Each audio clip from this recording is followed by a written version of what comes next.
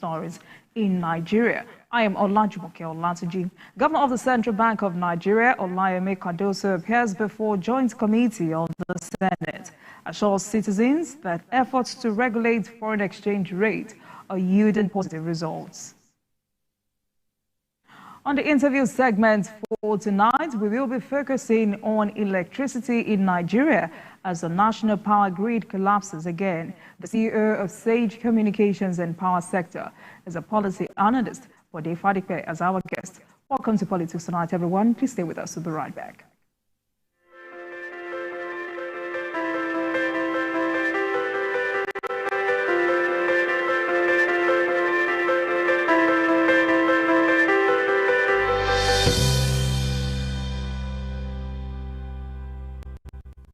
Welcome back, everyone. Thank you so much for staying with us. Now let's begin with some developments in the polity.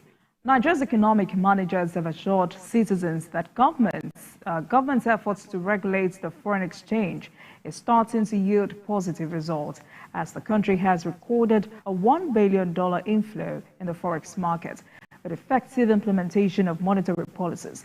This is as the Central Bank of Nigeria, CBN, projects that inflation will moderate to 21.4% by the end of the year. CBN Governor Olayemi Cardoso spoke on Friday when he led the economic team to appear before a joint committee of the Senate. National Assembly correspondent TVC News On reports.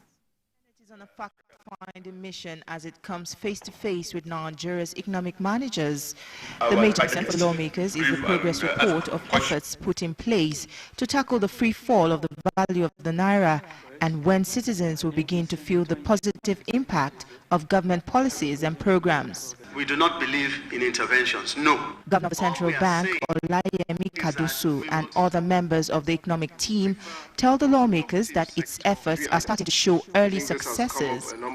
However, in order for its monetary policies to make significant impact, Nigerians must also play their role in curtailing the demand for foreign exchange. We manage it in a way that is in best interest of the country, and we do not have excessive volatility. Argument on the demand side is that we as Nigerians also must work together to moderate demand. Where there are opportunities for us to substitute locally, so we should. We must ensure that the funds that NMPC earns are clear to all. They are transparently handled and they are fully accounted for. And in that direction, there will also be action taken to ensure the faithfulness in that all-important area of this country's oil revenue. We are on our way to progress. We appreciate the urgency to do some more interventions in order to ensure that the positive effects are felt. Nigerians need assurance. How sustainable will this be? How will it help in the short to the medium term in moderating the exchange rate that perhaps will be desirable? Supply and demands will now be able to dictate what your pricing should be. There is need for us to provide security to our farmland, especially in the northern part of Nigeria. A lot of these farmers are no longer going to their farms due to insecurity. Nigeria's economic managers have answered tough questions about the well-being of citizens and how soon economic indices will improve. TVC News, Abuja.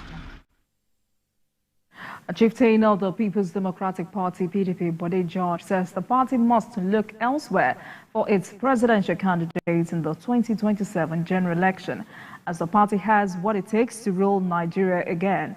The former military governor in Ondo State was a guest on TVC News' flagship program, Beyond 100 Days, said PDP lost the last presidential election as a result of infighting and disunity within its ranks. We were divided. If you look at the votes of Kwankwaso, Obi, and Atiku, if they had remained within the confines of the PDP, party, we would have won. Oh, he doesn't own the party. No individual owns our own party. Because of what happened the last time, we have learned a lot of lessons. And we are going to come back, dissect the areas of disagreement and our ability to manage the differences that sent us in different directions that time will get us back to the table. And if PDP is the Iroko tree, the political Iroko tree for this country. In Niger State, the state government has granted administrative bail to Aisha Jibrin and 24 others that were arrested during the recent protests in Pakungu area of Minna, the state capital. The Commissioner for Information and Strategy, Binta Maman, disclosed this while speaking with journalists. Chairman Ibama reports. On Monday morning, women took to the streets of Minna to protest the high cost of living and the rising cost of staple food. The Pakungu roundabout was blocked and cars were prevented from plying the road. The protest was later hijacked by the youth and miscreants from the neighborhood. Police vehicles were damaged and gunshots were fired to disperse the protesters. 2 days later, some arrests were made, including one Amina Jibrin that allegedly masterminded the civil disobedience with 24 others. Now the state government has ordered their release on administrative bail. I apologize to the family of Aisha Jibrin for the arrest. And like I earlier said, she was arrested by the police to make some findings from her. And those findings were clear, and we understood that she has been exonerated from all the matters that were, charged against her. And we want to use this platform to apologize, particularly to her family, for the damages done to her, and also apologize to Niger Light for what has happened. As a government, we need to take a proactive measures so that things don't escalate. When there's a problem, the government needs to intervene and then make findings so that it to curtail whatever it is so that it does not escalate to other areas. The governor of Niger State, Umaru Bago, in a press briefing on Monday, said the protest was a premeditated plan to stop and loot trucks buying food from the state, but the plan was foiled. He also banned the mass purchase of food from the state. Mass purchase from our local markets in all our local government from now henceforth until further notice. Anybody found doing that, we have given security agencies go ahead to confiscate those trucks and share the food to the people. The government has called for calm in the state as it is not unaware of the prevailing economic hardship. Chenemibami, TVC News, Minna. Let's take a short break, and when we return, it's time to speak with our guest of the day, who is the CEO of Sage Communications and Power Sector Policy Analyst, Bode Fadikwe, for discussion on electricity in Nigeria as the national power grid collapses again. Please stay with Politics Tonight.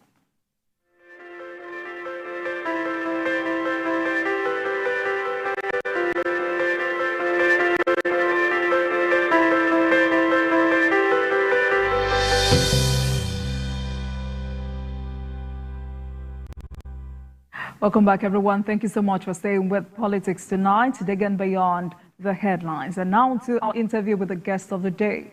I'm now joined by the CEO of Sage Communications and Power Sector Policy Analyst, Bode Fadikwe, for discussion on electricity in Nigeria as the national power grid collapses again.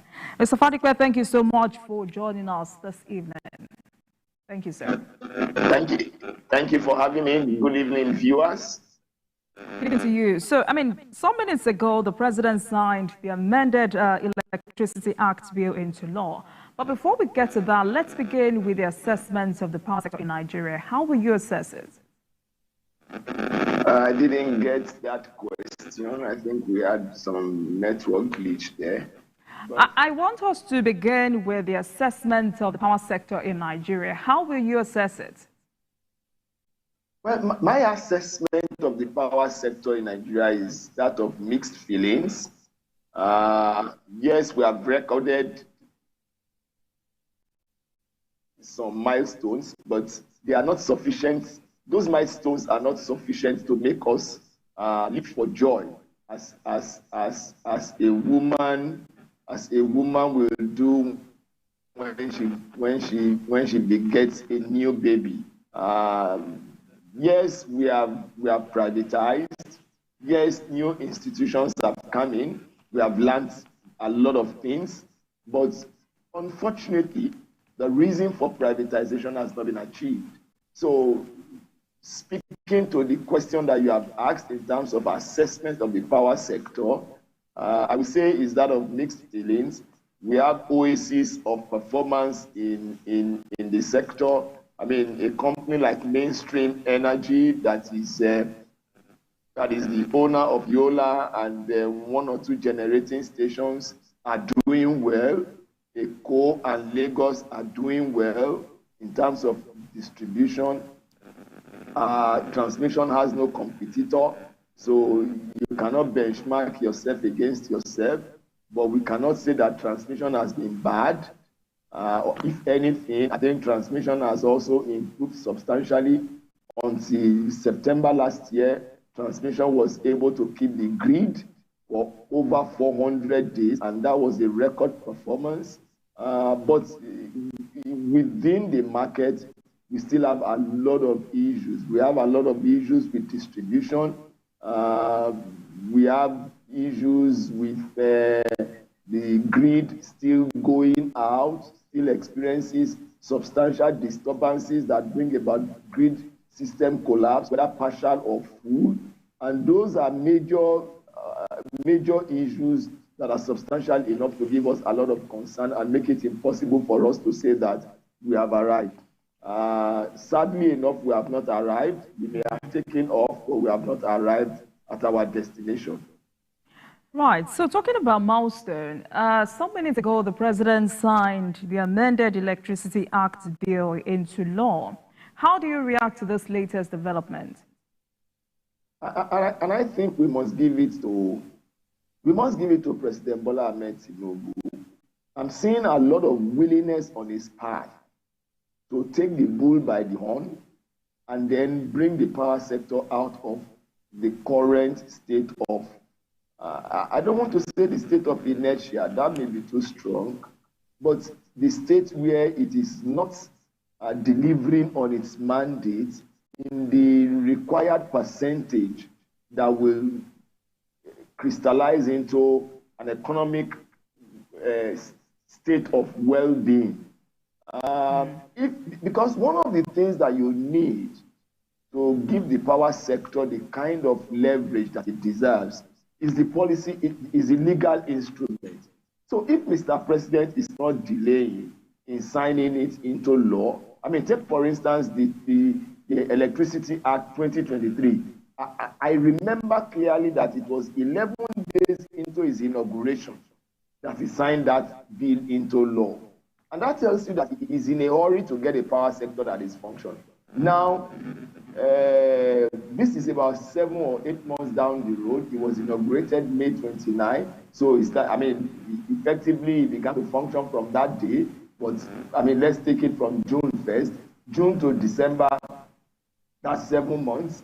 This is just February. So, 8 months has signed the amended act again into law. So, I think we must give it to him that he's actually desirous of getting the power sector to do what it ought to do, and the policy framework, the legal framework, is a fundamental instrument to get to that destination. So for me, it deserves our applause, it deserves our appreciation, it deserves our gratitude for doing what he has done.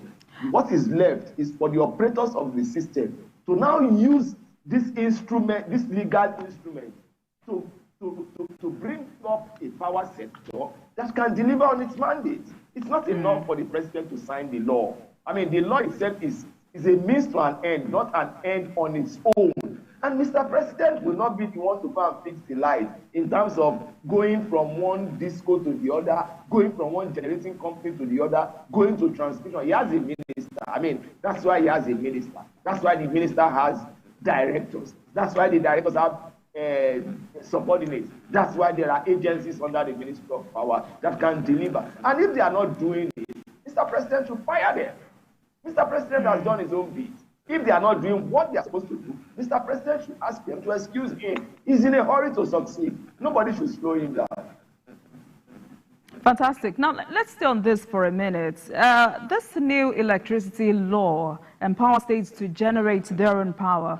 How feasible is this for most states in the country? Now, at least at the level of ideation, is a possibility. At the level of an idea. I mean, look, for crying out loud, Nigeria is not an isolated nation in the global community. I mean, in the global community, you have counties, what you call local government, or even something lower than local government, running their own electricity market. Not to talk of a state, a subnational. I mean, there are three layers of government in this country. There's the federal, there is the state, and there is the local government in this country. So if the next to the federal cannot run an electricity company, then it's going to be unfortunate. So for me, one of the biggest breakthrough in the Electricity Act is the donation of power by the federal government or by the constitution of this country to the state government, allowing them to become full-fledged players in the sector. And I see quite a number of states taking advantage of that legal instrument. Enugu, for instance, as we speak tonight, has set up its own electricity regulatory commission. And that's a major traction for them. I know that one or two others, or your state, I think it was yesterday I was reading about that story in the media where the reporter said Governor Seyi Makinde is about signing or has signed into law the Oyo State electricity law. I know that Edo State is rallying governors around its own axis, Delta, and I think Ekiti and Ondo State, working together in close collaboration to bring about a synergy and then raise the power supply situation in that axis. I know that as well that Lagos State had led the pack, but we don't really know what is happening in Lagos State now. I trust that they are not lagging behind. But by and large, quite a number of states are taking advantage of that law to improve. Enugu, for instance, is doing so much that they are even allowing more than one disco in a senatorial district. So that if disco A is not performing, as we have in just Plateau State, disco B will be available for anybody who wants to switch allegiance or who wants to port, as you have it in the telecom industry and things like that. So if we have that robust competitive market, what we are going to be having is a situation where customers now have the opportunity of more than one service provider. And if A is not performing, you can readily move to B. I mean, you can take your SIM card and throw into the lagoon and go to another service provider. So for me, it's a major milestone, and I hope that states will take advantage of it, whether in the northwest, in the northeast, in the north central, and the other geopolitical zone, south, southeast, and southwest. I see a lot of traction in the next, say, by the middle of the lifespan of this administration. I think there would have been a major milestone at the risk of being too optimistic. You can say that again, but Mr. Fadikwe, with this new law, how do we protect consumers from being overexploited? Now, I don't know what you mean by overexploited, and I take and I ask for your forgiveness. Really, I do not. I won't pretend to understand what you mean by overexploitation, because the power sector is an industry that requires huge capital. Not just that alone. It's a sector where the capital is a patient one. So when you talk about over exploitation, that immediately begins to throw up a lot of issues in my mind. Are you saying that the tariff is too high? What is your parameter for judging that the tariff is too high? So, because one of the ways by which you can say that the customer is being exploited is to say that the tariff is more than the service. But again, your argument or your submission can also be interrogated from another perspective. And that means that we can begin to ask, is what the customer paying now commensurate to the service is receiving? I mean, I know that out there, a lot of customers are being requested to buy their transformers, to buy feeder pillars, to provide money to convey those who are going to clear faults, buy poles, buy conductors. A lot of customers pay for the extension of lines to their homes. A lot of communities suffer that kind of situation. If that is your interpretation of exploitation, then I agree with you completely. However, if you're coming from the perspective of tariff, then the question is, we may not be correct to say that the customer is exploited. I know why people are looking at it from this perspective. The economy is very tight. People are going through very tough times. And then the little money that they are paying, they are not getting service for it. Yes, I agree that in itself is a major issue for concern. Otherwise, as things are now, customers are even, at least from empirical data, customers are not paying as much as they ought to pay if electricity were to be available in the quantum. For instance, the subsidy for this year is likely to run into about 3 billion. So we have escaped, we seem to have escaped from petrol subsidy, and we are jumping into electricity subsidy. There is no doubt about the fact that people will ask the question, if you remove subsidy from electricity, then what is the responsibility of government? But again, that's a different conversation that I don't want to go into tonight. All right. However, it's very, very important to ask whether government wants to continue to adopt this Santa syndrome. I mean, that's one issue that government needs to decide. All right, Mr. Fadikwe, let's take a break. And when we come back, we will continue this conversation. This is Politics Tonight, everyone. Please stay with us. We'll be right back.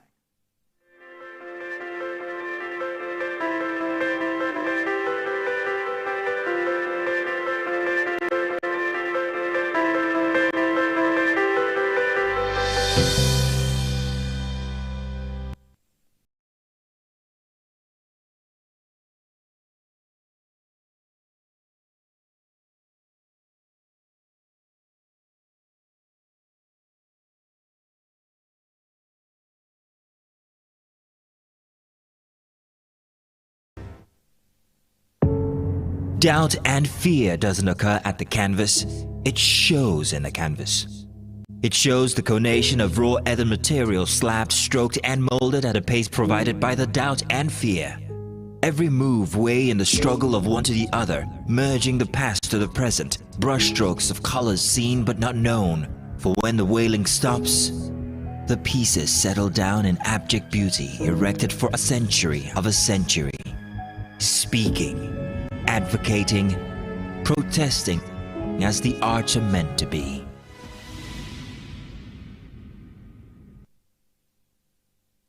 Experience information and entertainment like never before as TVC Breakfast takes your weekends to a whole new level.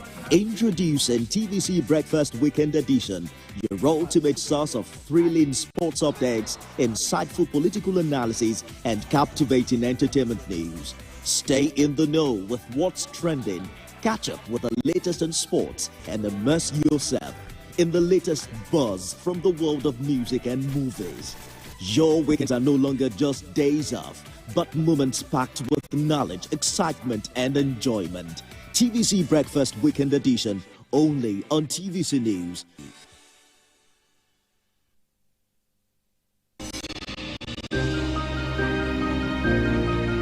Sometimes it's the story that calls.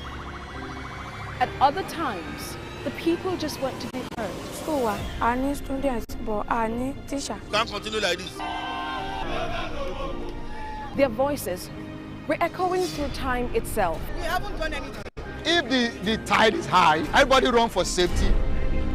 Their tears leave a sweet, sour taste for all their demands. A familiar call beckoning for change. In our world, no one expects a disaster to happen. But when it does, we'll be there to x-ray all sides, from the east to the west, north and south. Community Forum will examine the oddities and challenges to economic development, as well as issues yearning for government intervention. Watch fresh episodes of Community Forum on Sundays by 9:30 p.m. only on TVC News.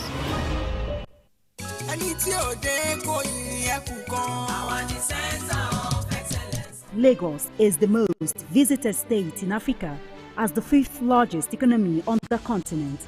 Covering the state and its government is no mean feat, it's a busy beat.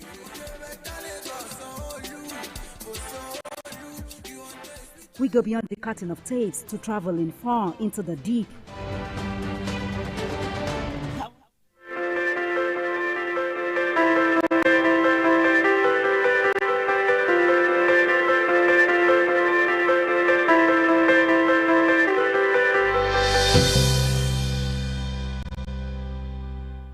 Welcome back to Politics Tonight, everyone. Thank you so much for staying with us. Tonight, we're discussing electricity in Nigeria as the national power grid collapses again. And I've been speaking with the CEO of Sage Communications and Power Sector Policy Analyst, Mr. Bade Fadipe. Mr. Bade Fadipe, thank you so much for staying with us. Now, let's get back to why the national power grid collapses every market day. I mean, you also said we had poor power supply recently after recording some improvements in December 2023, which the Minister of Power also attributed to low supply of gas to generating companies, GENCOs rather. Why this? Well, you see, this is one of the sore points or the sad points in the power sector. The last grid outage that we had was attributed to the issue of gas, which had been in short supply for some time. I understand it lost over 300 megawatts. Meanwhile, what was in the grid was a bit low. Safle also lost about 20-something megawatts. Now, a combination of ordinarily losing about 300, let's even say 350 megawatts or even 400 megawatts, was not sufficient to throw the the grid into the kind of flux and then eventual partial collapse that we experienced. But because what we have in the grid is consistently low, any little disturbance, it's like somebody whose immunity is low. Every little sickness pulls the person down and almost takes the person out of life. That's exactly what we are going through. What is available in the grid at any point in time has been consistently low. Look, it's an open secret that we don't have 5,000 megawatts in the grid. It's an open secret. About last year, when we were organizing the 10th year anniversary of the privatization of the sector, one of the greatest revelations was that the market operator had never invoiced electricity up to 4,000 megawatts. In other words, we have never had availability of up to 4,000 megawatts that Nigerians are paying for. We have continued to dance around. When exactly are we going to get? The excuses are the same now and again. Mr. Fadipe, that's the question. What exactly is responsible for this incessant power grid collapse? That's what I'm trying to say. When there is not enough electricity in the grid, any little drop will throw the grid off balance. Now, why do we have a grid outage? At what point in time can we have grid outage? One, when more people are chasing little load, it puts the machines under stress and then they go out. Or when you have more load than what people want to take, the machines work extra. And if they don't respond, they can crash. So those are the two situations where you have grid system outage, whether partial or total. Now, for instance, before the last one that happened, gas had been in short supply. Now, if gas is in short supply and we need gas to fire the power stations, it therefore means that we don't have enough power stations to give us load, because the power station people themselves, they will have to pay the gas supplier. And if they don't pay the gas suppliers will not supply them gas. So it's a cyclical argument. We are going around the same thing now and again, now and again now. And the lack of ability to pay the gas supply people revolves around the issue of insufficiency of liquidity in the sector. So a fundamental problem in the sector is that of liquidity. Liquidity is there because the recovery for electricity is low. That's why I was querying your submission that customers are overexploited. Now, when the money for electricity is not realized, investors do not invest. So you can see that we can begin to trace the reasons. It's like throwing a piece of stone into the lagoon and you see the spiral, you see the circles forming until they become invisible. There are a myriad of challenges, but are they insurmountable? I think that is where we have the concern. That must we continue to revolve around the same issue for 10 years? That's what we have been discussing. I mean, tell me, for instance, is there any new story that we are discussing in the power sector? Is there anything new? Is grid collapse happening for the first time? Is shortage of metering happening for the first time? Is the issue of liquidity new to the federal government of this country? Is the issue of metering a novel problem to the power sector? Mr. Fadipe, all of these are not too early, yes, but is it not too early in the year for Nigeria to be witnessing its first national power grid collapse in February?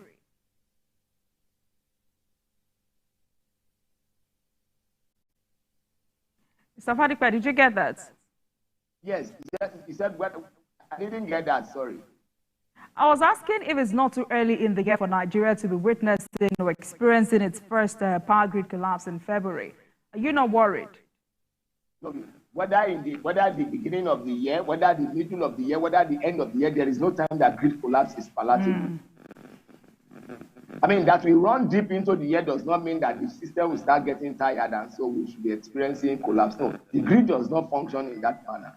Whether the beginning of the year, the middle of the year, or the end of the year, the grid should be functioning at an optimal level.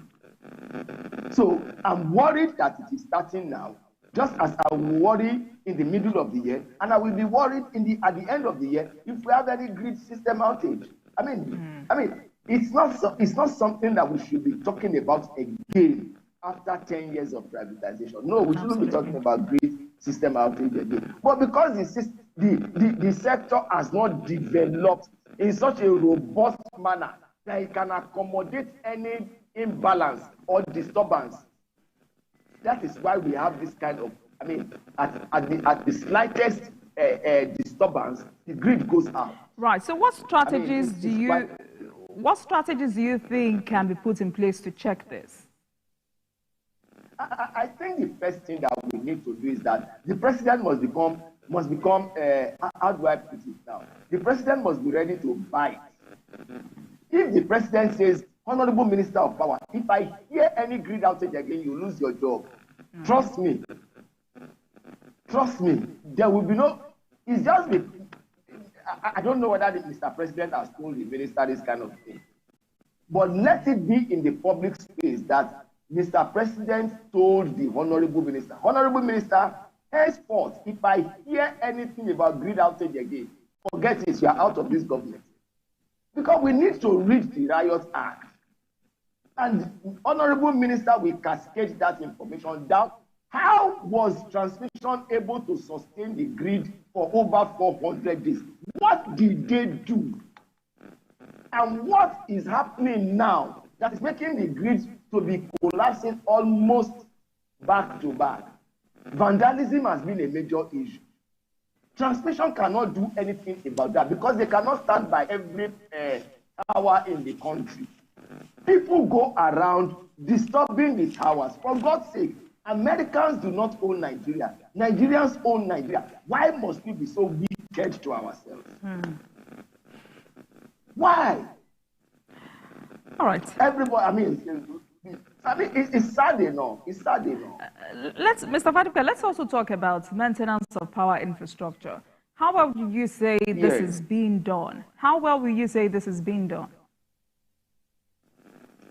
See, one thing that anybody should not contemplate is sloppiness at the level of generation and transmission. They cannot afford it. The voltage, the equipment that is required to function at that level must function optimally for two reasons. One, any fault can take out the entire country, and that's a big risk. Number two, it is too expensive not to maintain them. If you say at the last line, which is also expensive, which is at the distribution level, but at generation and transmission level, they cannot afford any form of complacence. I mean, that is not to exonerate them from lapses here and there. But I want to take the risk of saying that unless they are really stressed financially, I don't see why they shouldn't maintain their network in such a way that it can be reliable. But what we have also seen is that they have challenges of delivery of their projects, which again comes back to the issue of liquidity. Everything seems to revolve around liquidity. Another problem that we have is the issue of policy. That's a major issue in the power sector that we need to deal with. The third one that we also need to deal with in this country is respect for contracts. Market participants enter into a contract.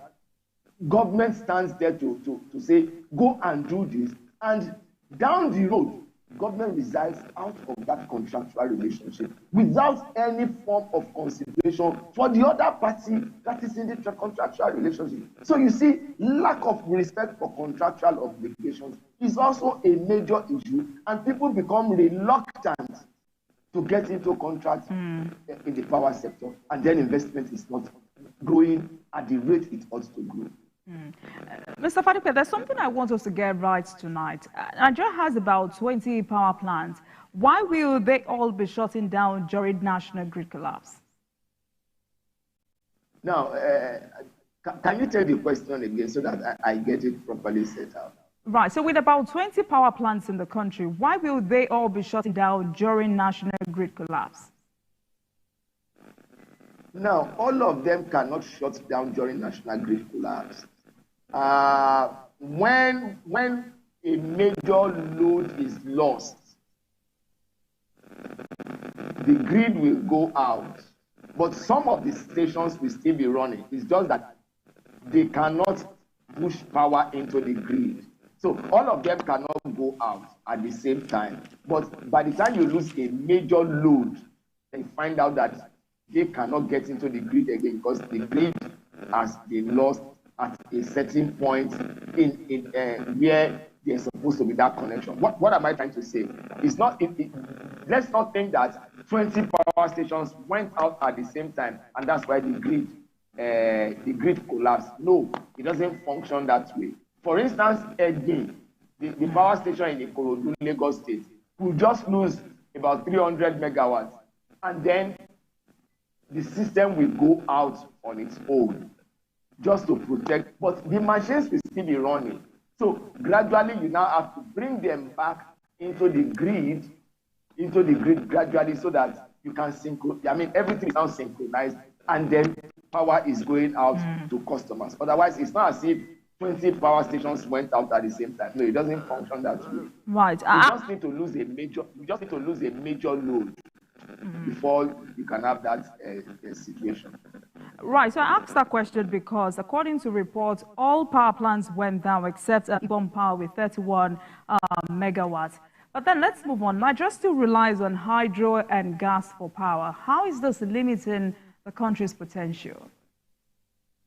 Now, the limitation there is that our population has grown so much that hydro alone cannot satisfy us. gas alone cannot satisfy us.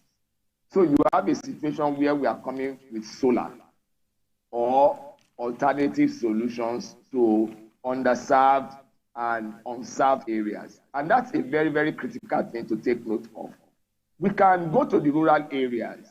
We can go to the villages and the hamlets to set up alternative solutions so that we can free the grid of certain locations that don't need so much power for them to be lighted up. I mean, if you travel certain parts of this country, for instance, the villages are far in between. Now, the thing with electricity is that if you are running on the grid, cable will connect cable, conductor will connect conductor from the power station into your house. But with solar, with alternative solution, I mean, you just go and create your panel. I mean, your farm for the panels, and then you can supply the local community there without connecting to the grid. And is it not electricity they want? How they get electricity is immaterial. The most important thing is that they have electricity. And solar solution, for instance, in the north, in fact, in the entire country, solar solution is a viable solution. It's a viable solution. So, by the time we now add solar solution, and given what is provided for in the Electricity Act, other forms of energy, even fossil fuel, at least we need it for now until we stabilize. The Western nation that is saying that, oh, don't use this, I mean, coal, don't do this, don't do that, pollution and all of those kind of things. They used it to industrialize their economy. Now they are complaining about given the war between Russia and Ukraine, are they not using coal? During the winter, during winter in Europe and other parts of the world, are they not using coal? Why is it that in Africa and in Nigeria we say we should use all sources that are open to us until we are able to stabilize. So for me, we don't have to rely on grid power alone. Any source from which we can get electricity, let's go ahead and use it. And then at the end of the day, we can stabilize and ensure that power is available to us. Right. So still talking about power generation, what level of improvement has it witnessed recently?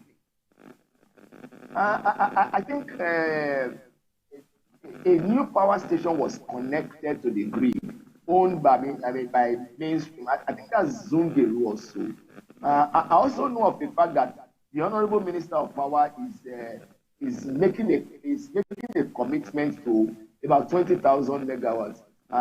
Even though people are asking whether that's a political megawatt or megawatts in real, but at least he has made a pronouncement. He has said that there will be 20,000 megawatts. Let's look at what he's able to do. We have not seen anything to disabuse our mind about the doubts that we have about that kind of disposition, because from the days of the late Bola Ige up to Babatunde Raji Fashola, and even up to the last administration of Muhammadu Buhari, we have always had ministers coming up to say, we will do this, we will do this. But look at it from 1999 during the Obasanjo period till date. What has changed? What has changed? If anything has changed, we won't be at this interview. This interview will not take place. Nothing. It means that if anything has changed, it is insignificant. Otherwise, we can say that basically we are still jumping in one spot. A lot of motion without movement. So let's wait for what Adelabu will do. Adebayo Adelabu, Honorable Minister of Power. Let's wait for how he will turn the sector around. I know that about 3 or 4 days ago, he had a meeting with the gas suppliers over the issue of payment for gas. We are still talking about owing gas people. And I know that during the Obasanjo period, the policy of gas to power was designed and executed. We do a policy, we abandon the policy midway, and we go back to the same problem. It's policy. The people and the policy. We are not aligning. Right. So, Mr. Fadipe, because many analysts regard the distribution leg as the weakest in the power supply chain, what reforms do you think are needed to sanitize that sector? I think one of the things that needs to be done is that government needs to wield the big stick. Look at what NEC did to Kaduna recently. They took over Kaduna, and we must commend NEC for that move. I had the opportunity to see the order of NEC taking over Kaduna district. They did a detailed analysis of every step they took to rescue Kaduna district before they got to the point where they couldn't do anything again, and they had to take. If there is any disco that is not performing, excuse me, go into that disco and take it over. I know clearly that the 2005 Act did not give NEC so much latitude. But the 2023, or is it 2020, and the amended one 2024, has given NEC that power to be able to take over any disco. Having studied the disco and finding that disco to be unable to perform. I mean, I know that there are discos in this country that hardly buy transformers. I mean, it's disturbing enough. Some disco, you will go to them, they will go and tell you to donate transformer. I mean, we know I was a victim, so I'm not talking of what I was told. I'm talking of what I personally experienced. We had to go through public spirited people to get a transformer for the place where I live. I don't want to mention the disco. I mean, if such discos are not performing, excuse me, let them close shop and give the investment to give the asset to somebody else, and let somebody more competent people who can run the disco. Unless we get to that point where we remove, look, it's a cancerous thing. You either allow the patient to die, or you close your eyes and remove the cancerous cell so that you can protect the patient. Right. So earlier we were dribbling around alternative solutions to stable electricity in Nigeria, and this is because Nigeria is yet to tap into renewable energy options. How do you think the country should go about this? Now, the Rural Electrification Agency is doing a lot of work in that regard. We can only encourage them to ensure that they don't rest on their, they don't slow down, let alone to rest. They have not really electrified the country as much as we expect them to do. Now, again, that's one agency where government really needs to put under a lot of pressure. Because if they can deal with the rural areas, I mean, just as their name suggests, they are not supposed to be in the city center. Rural Electrification Agency. They don't have any business in the city center. If they can deal with the rural areas, I know that the developmental policy in a place like China is to start from the grassroots. So if you take development from the grassroots, especially electricity development from the grassroots, through an agency like the Rural Electrification Agency, then you can concentrate grid power to industrial areas like Kano, like Lagos, like Port Harcourt, like Warri, and other parts of this country. You can concentrate grid power in those areas, and then we can galvanize the economy into greater action. Procter and Gamble, they changed their business model recently to now begin to import rather than manufacture locally. I can say on my honor that one of the reasons that made them change that business model was because of energy, which continues to be unstable. There are companies that cannot afford power interruption when they are in production process because it will cost them more if they have to come back. It's cheaper for them to be on generator than to be on the public power supply and lose supply. I live in Abuja. I know of a government agency that deliberately took itself out of the grid because if supply goes off when they are in critical production period, they will suffer. So they just left. So what they use the public power supply to do is for their lighting, security lighting. But otherwise, they are major operators. Yes. Mr. Fadipe, because of time, in all of these that we've said tonight, we still have challenges like electricity policy enforcement and regulatory uncertainty. Who do we blame for this? All of us. All of us. The customer, the policy, the operators. all of us have a role. There is a way all of us are contributing.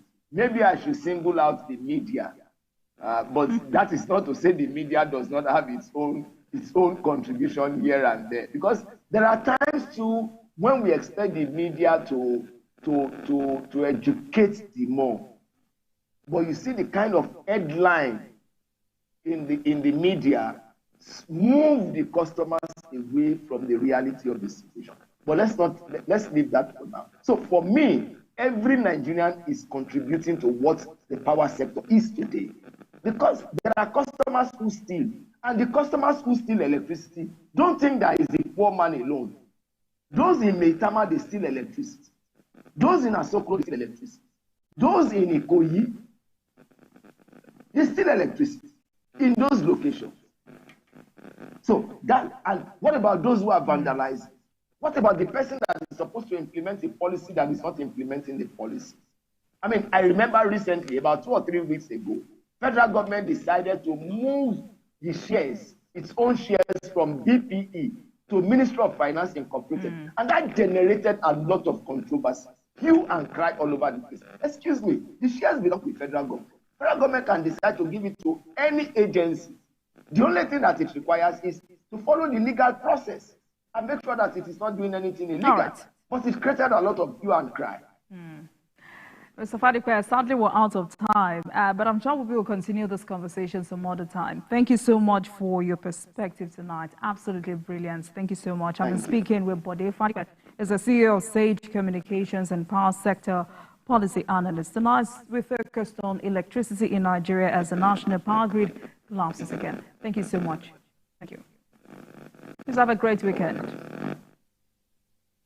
And thank you very much for watching. That marks the end of today's episode of Politics Tonight. But the conversation continues from here. Get in touch with us on Twitter at TVC News NG and at Olajumoke using the hashtag Politics Tonight. We're also on YouTube at youtube.com/TVC News Nigeria. I am Olajumoke Olatuji. Good night and have a great weekend.